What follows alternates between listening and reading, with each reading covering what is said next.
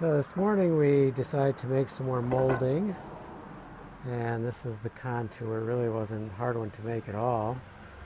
It's a 30-degree angle here with 5/8 here and about 5/8 here.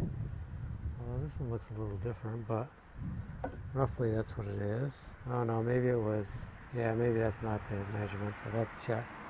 This must have been the one I first did the angle on.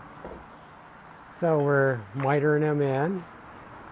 And this is what it's going to look like. This is the one. It's this one right here. And you can see this one's already in place. Now the tricky thing here was measuring them is a little tougher. So what I'm doing is putting on, holding this up like this, and then marking this inner edge to get my distance, and then the other ones I hold down a little bit and mark them with a pencil.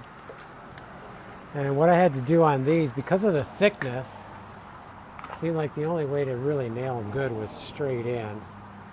So I'm pre-drilling them, basically right down through straight, and then I went and picked up some of these twisted deck nails, and the head's not too big, so I'm sinking it in there and then caulking.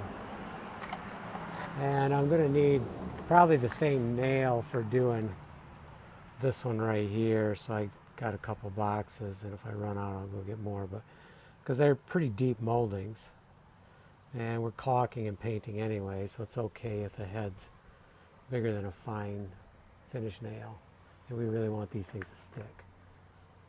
So back to it, back to miters.